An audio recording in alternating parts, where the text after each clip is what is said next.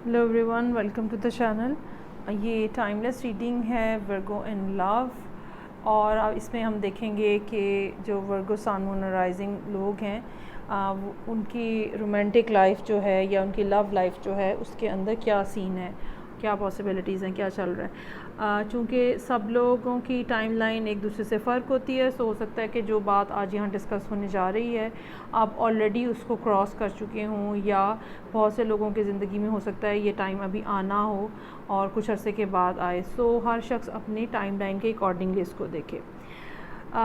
Regular Rider Waite tarot deck के अलावा मेरे पास मल्टीपल एंजल कार्ड्स भी हैं, जहाँ से हम एडवाइस के कार्ड्स जो हैं मैंने निकाले हुए हैं। कार्ड्स मैंने पहले ही ड्रॉ किए हुए हैं ताकि टाइम जो है वो बचाया जा सके। ओके जी, सो सिचुएशन इस तरह से है कि किसी को बहुत ज़्यादा आपके साथ टाइम गुजारने पे, रिलेशनशिप बनने पे बहुत ज़्यादा खुशी महसूस हो रही है। हो सकता है ये कोई फायर साइन हो जो कि आपके साथ बहुत अच्छा टाइम स्पेंड कर रहा है और एक क्लैरिटी है उन्हें इस बारे में कि आप जो हैं वो उनके साथ बहुत लॉयल हैं, फेयर हैं, और जब आप दोनों इकट्ठे होते हैं तो टाइम जो है वो बहुत खूबसूरत और खुशगवार गुज़रता है।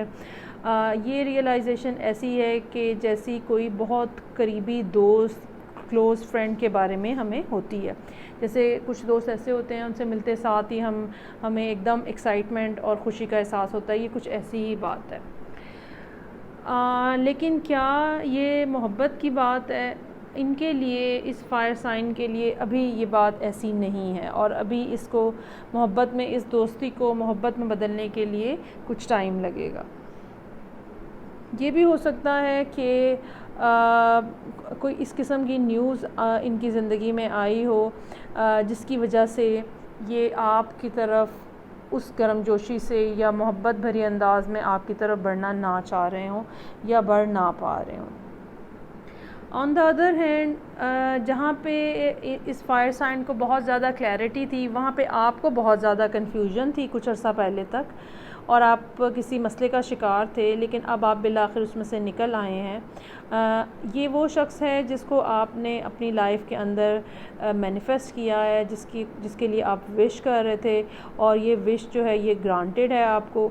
लेकिन क्या ये शख्स आपको फ़ौरी तौर पे मिल जाएगा? नहीं, ऐसा नहीं होगा, क्योंकि अभी काफ़ी अरसा जो है आप एक सिंगल पर्सन के तौर पे गुजारते हुए नज़र आ रहे हैं। ये फायर साइन जो है ये डेफिनेटली आपके साथ अटैच हो गया है, लेकिन क्या ये एक स्पाउस के तौर पे, एक पार्टनर के तौर पे आपकी लाइफ में शामिल हो गया? तो नहीं, अभी ऐसी बात नहीं है। और उसकी रीज़न जो है वो ये है कि कुछ सर्टन इश्यूज़ हो सकते हैं जो कि इस फायर साइन के साथ मौजूद हैं, और इसकी वजह से ये अभी प्रॉपरली आपके साथ शामिल नहीं हो पाए। एक और रीज़न भी हो सकती है कि ये पर्सन जो है ये फ़ायर और वाटर का कॉम्बिनेशन है। इनके चार्ट के अंदर फ़ायर और वाटर का कॉम्बिनेशन हो सकता है। सो ऐसे लोग जो हैं वो बिल्कुल कन्फ्यूजन का शिकार ख़ुद भी रहते हैं रिलेशनशिप के मामले में, फ़ीलिंग्स के मामले में।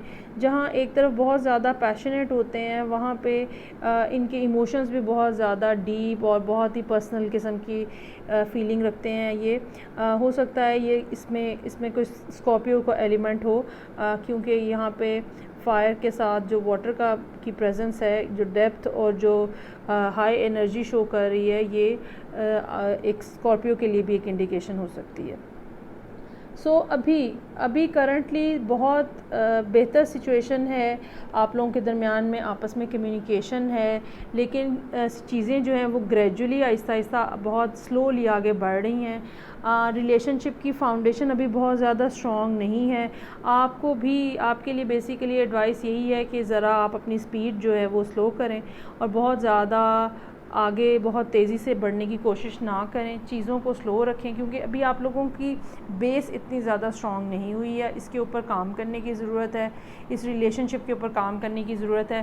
सो मेरा ये ख़्याल है कि अभी आपको किसी किस्म का प्रपोज़ल, किसी किस्म की ऑफ़र नहीं देनी चाहिए। अगर आपने दी भी तो चूँकि अगर ऑलरेडी आप ये कर चुके हैं तो हो सकता है कि चूँकि इतना ज़्यादा रिलेशनशिप स्ट्रॉन्ग नहीं था तो आगे से कोई पॉजिटिव आंसर ना आए। सो इसके लिए बेहतरीन तरीका ये है कि अभी फ़िलहाल आप अपने आप को, अपने रिलेशनशिप को, इसके ऊपर काम करें, इसको स्ट्रेंथ दें और विद द टाइम ये जो चीज़ें हैं ये डेफ़िनेटली आगे बढ़ेंगी। एस ऑफ कप बहरहाल मौजूद है, लेकिन चूँकि रिवर्स में है, जो कि हमें डिले के बारे में बताता है कि टाइम जो है वो यहाँ पे ज़्यादा लगेगा। जो एंजल मैसेजेस हैं वर्गो के लिए, पहला कह रहा है back to what you love, re evaluate your desires. So आपको ज़रूरत है इस बात की कि आप अपने आप से कम्युनिकेट करें, अपने आप से बातचीत करें, अपने आप से पूछें कि वो क्या एग्जैक्टली चीज़ें हैं जो आप अपनी ज़िंदगी में लेना चाहते हैं और हासिल करना चाहते हैं।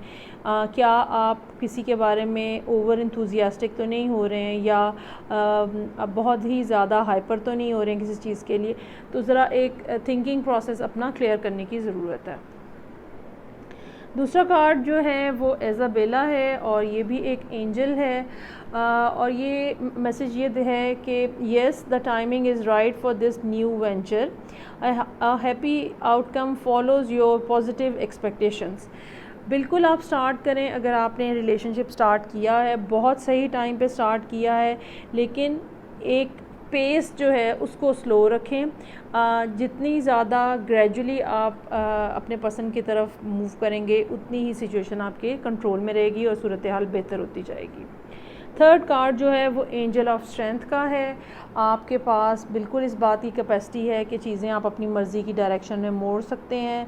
आप जिसको हासिल करना चाहते हैं वो डेफ़िनेटली आप हासिल कर सकते हैं। हाँ, जो प्रिकॉशंस आपको इस रीडिंग में मैं बता रही हूँ आप उसको ज़रूर जहन में रखिएगा। सो ये वर्गो के लिए रीडिंग थी। आई होप आपको अच्छी लगी होगी। नेक्स्ट रीडिंग के साथ मैं आपसे फिर मुलाकात करूँगी। Take care, bye.